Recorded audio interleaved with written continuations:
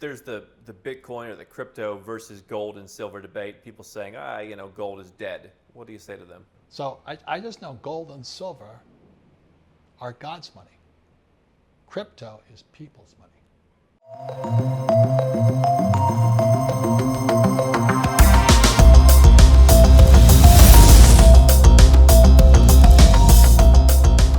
People say, my perspective, when people say there's not going to be anywhere to go, I imagine you have some people that you hear in the United States that are defeatist. There'll be nowhere to go. If the U.S. falls, so will everywhere else fall. No doubt the U.S. plays a role in the world economy. My thesis is we just talked today about Uruguay coming out saying, you know what, we're going to stop wasting so much money. We're going to divert that to handle the pandemic. We're not going to raise taxes. In fact, we're going to offer new incentives. I think there's always going to be somewhere that's going to want to be competitive, because that is the nature of human beings. I think that entrepreneurs see that, whereas those who are the poor dad mentality say, well, what are you going to do? It's all over. What are your thoughts on that? Well, that's why I'm here. I've come to learn just as much as anybody else. Yeah. Yet the benefit I had already being a global capitalist or nomad capitalist, I've inspected some of the places that people are running to. Like I was down in New Zealand and I am a rugby player. So I just love the All Blacks. But would I move to New Zealand? No. Why? Because I don't have to. You see, if you're really a true capitalist, you can go anywhere. But I'm looking for the country that respects my talents more than others. That's why I'm here. That's why so many people are coming to Nomad Capitalist. But so what I'm going to talk about is what records that I talk about. Being a Marine. This is the question I'm going to use tomorrow. So all you watching, where can you be in 3 days? Where can you be in 3 days? I remember that one of the old stories, the Chinese stories, was you'd always have some gold bars, second set of papers, passport, what have you, with your fast boat near the harbor. Is that what you're talking about? It's 3 days. 3 days. That's my talk tomorrow. Where can you be in 3 days? And established. A lot of people we talk to, I'm planning on leaving in 6 months. Let's get it going. Let's do the slow trek. Let's do half now, half later. You're saying 3 days is the target. And that's what records is saying, the same thing. What's interesting is a lot of times whenever they come up with these new tax laws, people think, I want to move out of the country. I want to give up my citizenship. Whatever I've got to do for some new anti-freedom or some regulation or some new tax law. Sometimes that's all they give you. They propose a bill. A week later, it's law. You're screwed. 3 days. You've got to be out and relocated in 3 days. That means you've got to have that second or third. It's got to be ready to go. Yes. And that's the hard thing, especially now you look at people who are investing in things like cryptocurrency, where there's, in their mind, such a high opportunity cost. I know you're a big crypto guy, right? So how do you square that? Because to me, as perhaps a pragmatist, I like to have my insurance policy set up, and I'm willing to take some cash off the table, take it out of the game to make sure I have my first, second, third, fourth plans ready. I think a lot of entrepreneurs figure, hey, I'm making so much money doing this, that's a waste. What do you say to that? 3 days. Just 3 days. Be ready. You've got to be relocated. You've got to be, what records are saying, if there's a crash, let's say it starts tonight, where will you be in 3 days? Well, let's say if there's a crash, what do they do? What was that? What are the steps that they take if there's a crash? Not the person, but the system. You've got to be relocated now. Yeah, but the banks, there's all no ATMs. All set up, ready to go. Yeah. No, but in terms of, we saw Cyprus, we saw Greece, all these countries where the crash happens, you're not getting your cash out of the bank to go. Correct. Right. So you have to have it ready somewhere else. 3 days. Yeah. That doesn't mean, like if it all came down tonight, where will you be on Saturday? Relocated, in operation, business set up, still operating. That's all the time you got. When I was at military school in New York, I met this kid who was a Jewish kid. And he says, his parents left Germany because they knew what Hitler was doing. So he says, we moved to New York. Too many people drag it out. I'll leave when it gets bad enough. And what he says this to me, he says, so my family moved to New York and we got rich, their friends went to Auschwitz. I've never forgot that. He says, they always hoped that Hitler would see the light. That doesn't work in anything. That 3 doesn't work days. if you've got a bad employee. It doesn't work if you've got a bad 3 anything. days. 3 days. And I don't mean just think about it in 3 days. You've got to be in position so that you can be in position, fully functional and operational in 3 days. That's records in my idea. I'm not saying it's ever, but that's the reason I'm honored to be here, because that's the message I'm going to deliver. Some of you guys are just thinking about it. Well, that's the problem. Yeah. It's not what an entrepreneur would do. Yeah. The crypto, I think a lot of people look at that as part of the 3-day plan. What turned you on to crypto? It went to 20,000, right? And I'm an inside This investor. is 2017.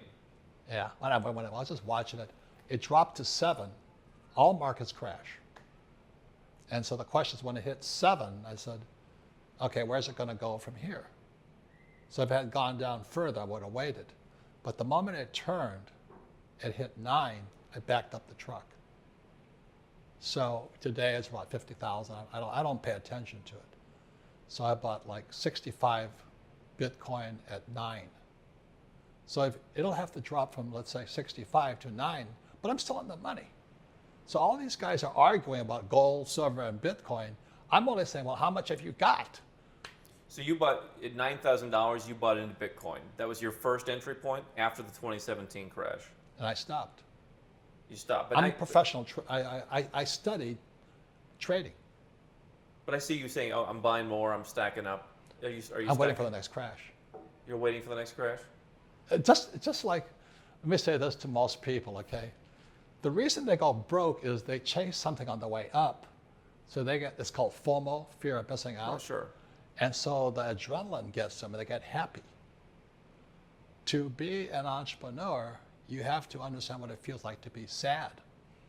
So when the real estate market crashed in Arizona, Yeah.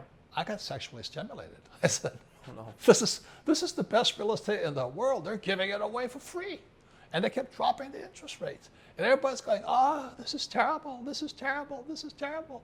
But a true entrepreneur or a pure investor will say, this is it. And if I look at Doug Casey, who's coming here also. Yes, he's the best. He did deals in Hong Kong after Yes. they made the announcement back in the 80s. And people said, Hong Kong's falling apart. Now they're saying it again. To me, I mean, everyone says buy when there's blood in the streets. And then you say, okay, here's Hong Kong in the 80s. Here's Turkey here. Oh, no, what the hell? Well, what lunatic would buy there? As opposed to what? You're going to buy on the Fifth Avenue and when everything's perfect? I'm just trying to say it seems like there's so much of people who say, here's how to invest, and then do the exact opposite. right. I wait for blood. So when it's really, really bad, to me, it's really good. So when crypto went from 20 to 7, and then I looked at the indicators, it was now going to take another run up. So I picked it up at 9. I stopped. I'm not greedy. I want to chase it, but I'm waiting if it retraces, I'll buy more. If not, I don't buy anymore. There's the Bitcoin or the crypto versus gold and silver debate. People saying, gold is dead. What do you say to them? Gold and silver are God's money. They were here when the earth was formed. It'll be here long after we're all gone. I think what gold is element 74 and silver is 40. I know I flunked chemistry also. But they're part of the periodic table. 9 million years from here, gold and silver, Bitcoin will be gone. But You gold think so? Gold, I don't know. I'm not going to be here. I got about 20 more good years, Sure. So I just know gold and silver are God's money. Crypto is people's money. Who wins? Who has got the most? Will you continue buying precious metals? Of course. Yeah. Well, this is where Trump and I are aligned. I know people hate him. He is a womanizer. What a terrible thing, as if guys aren't womanizers, and all this stuff. But we use debt as money. So when the interest rates are going to 0, why would you save dollars? So when interest rates are dropping and gold and silver went down, silver went to, I don't know what it was. It used to be at 50, and then it went down went to back to like 15. 15. Yeah. Since I don't need cash, I took cash and bought gold, silver, and now Bitcoin. But if I buy something, I'm going to use debt. Now, this guy's like Dave Ramsey, who's a friend of mine, and he says, live debt-free. That was a question of mine. There's certainly some would argue, a lack of stress in a business, which maybe you're saying you want the stress. There's a lack of stress from not having debt. You think he's wrong. No, it's education. I learned financial education from my rich dad at 9 years old, playing Monopoly. 4 greenhouses, 1031, tax-free exchange into our red hotels. I own red hotels. I own 8,000 rental units. I use debt. Just yesterday, I borrowed another $160 million at 3%. Why would I save money? They're giving it away.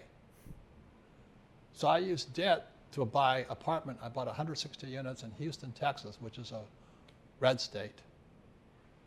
And it pays cash flow. Debt is tax-free, and I pay no taxes because I own real estate.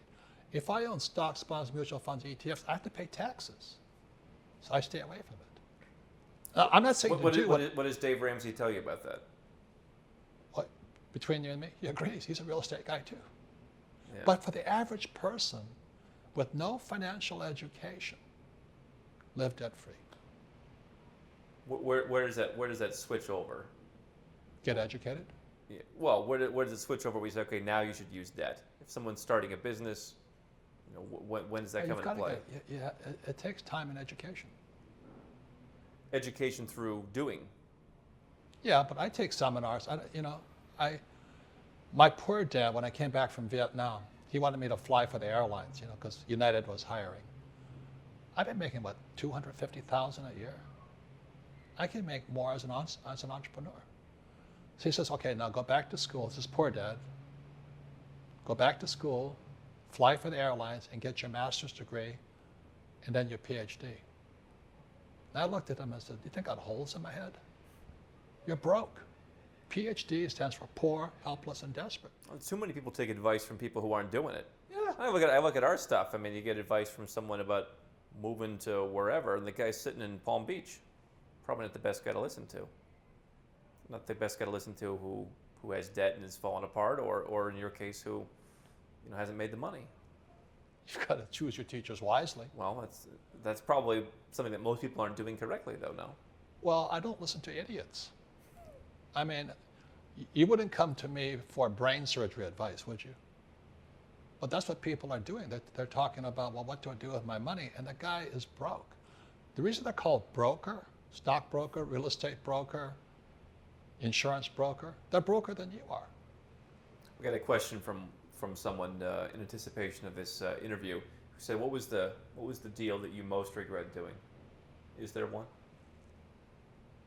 No, because I'm a Marine. You don't regret? No, it's not regret. Is that no pain, no gain.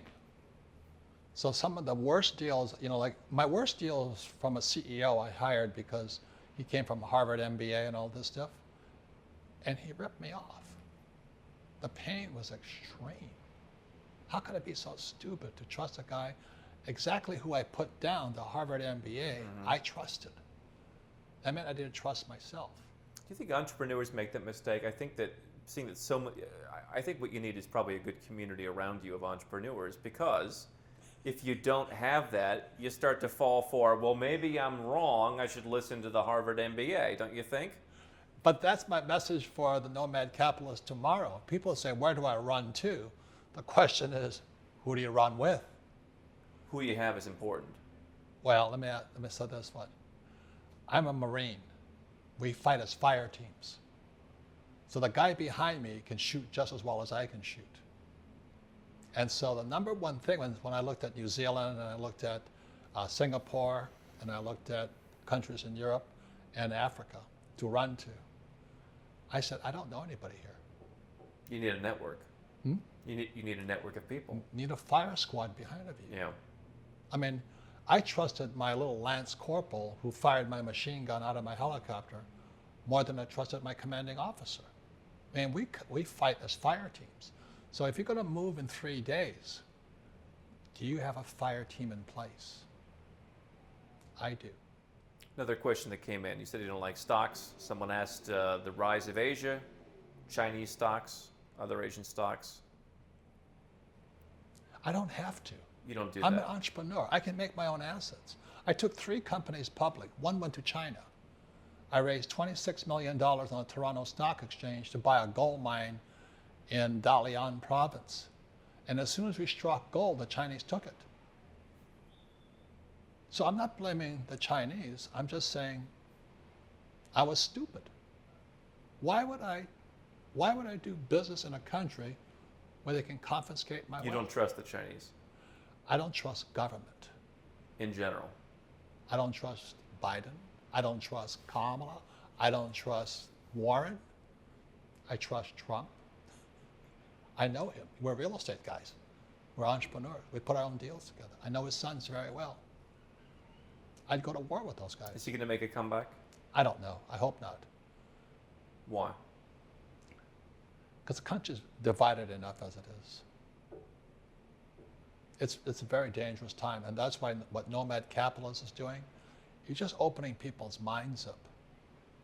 And that's the most important thing you can have today, is even, I want to say to you, I hope I get invited back, but generally I'm not, because I say things that piss everybody off, because the stock guys don't invite me back. Because I said, why would I buy a stock when I can create my own asset? Why would I buy an ETF when I can create my own assets? I'm an entrepreneur. Do you know what I mean? It's just a different mindset, not good or bad, right or wrong. It's what's your skill set. Where would you go if you had to pick somewhere? Do you have a place in mind? I already have 3. Yeah. 3 days. I'm in position. Fire team in You place. said New Zealand would not be on the list. No, it's too far. Too far. Singapore, is that too far? It's an island with too many people and no life support. You're not a fan. No, I mean the place. I have Beautiful place. a place. Armed guards. This is in South Carolina. In the U.S. Yeah. What about Europe? What are your thoughts on Europe going forward? I have a place out of Switzerland. You trust Switzerland to the extent you can trust anyone. I trust the Swiss. So what is the next 5 years? What's on your macro horizon for the next 5 years? Well, I hope you invite me back, because I'm going to change my mind. No, but I'm saying Well, a lot more people next year. it's the most important thing is this right now. Can you open this up? Just like that friend of mine who said, my family left Berlin to move to New York. We got rich, their friends went to Auschwitz. And that's what's going to happen. Why do you think people look at their ancestors who moved? I had ancestors, Lithuania, Norway, Scotland, they moved.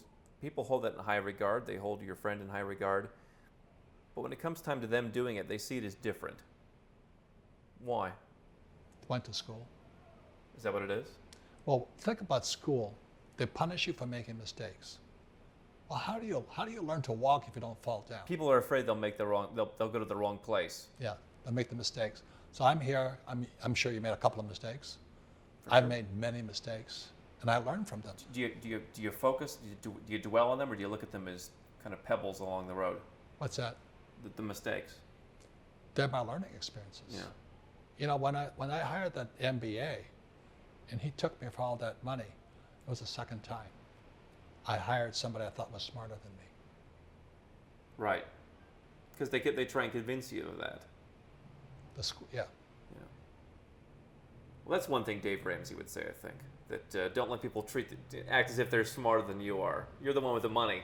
Well, I let him do that to me. Yeah. So no pain, no gain. So that pain was it was only $20 million, but it was painful. Yeah. But I learned more from that pain. That's like I got COVID in May, and my doctor says, he doesn't think it's real, but anyway, it's his point of view. He says, just take hydroxychloroquine, get some sunlight, and vitamin C. So when I said that, I got deplatformed. Yeah, well. Last question is, Is it ever enough? I think as an entrepreneur, you strive for the journey, but is there a time when you say, I've had enough, I have enough money? What are your thoughts on that? It depends on who you are.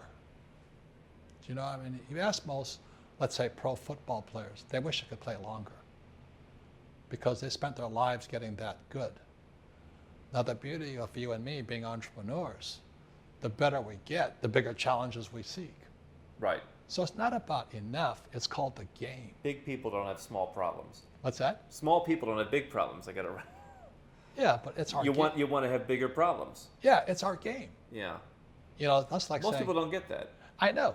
If I said, hey, guess what? If you fall down 10 times, you'll learn to walk. You go, good. Well, if you want to run, you better fall down some more. Then you better get on a bicycle. Then you learn to drive a car. Then you learn to fly a plane. And the average person went to school to hope that their 401k will keep them alive. Is that your main takeaway from all this? That as an entrepreneur, you're trying to take it as far as you can go, and most people are trying to set up an artificial wall, at which point they'll stop. Is it fun for you? I think that wall, sure. I think that wall for a lot of people is California to Arizona. Yeah. That's the wall. They can't imagine any further. Or Puerto Rico's off the table. They want security. And security is a trap. You know, what's job security? I mean, why would you save money when Biden's going to print $7 trillion?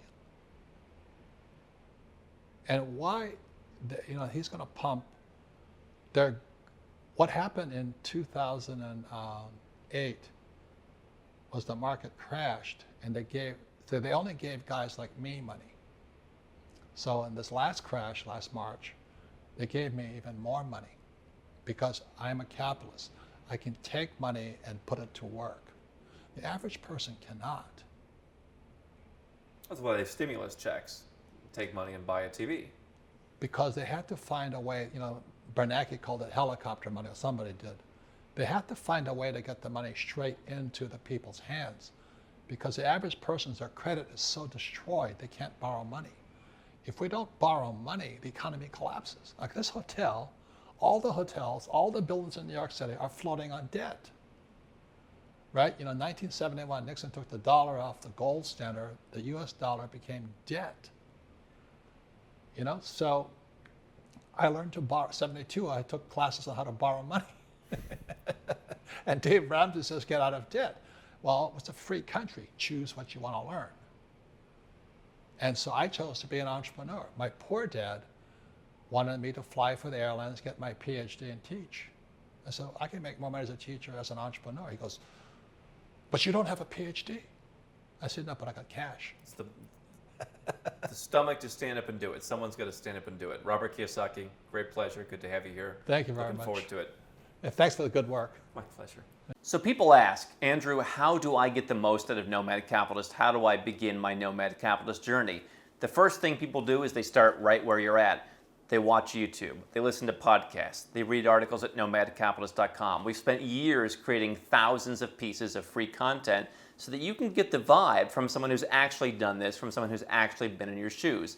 What they'll do next, they'll get a copy of the book. You can find it on Amazon. It costs a few bucks, and while it's not going to give you all the secrets, it's going to, again, give you more of the vibe. You're going to learn a lot of the things that I've learned. You're going to learn some strategies you can employ, and you're going to get a lot further in your journey.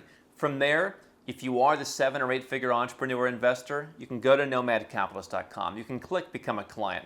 We're pretty busy these days, but we have availability to help a limited number of people who want to create a holistic plan, something that I think is so important. So if you want to do that, go to nomadcapitalist.com, click Become a Client, learn more about how it works and how we can help you.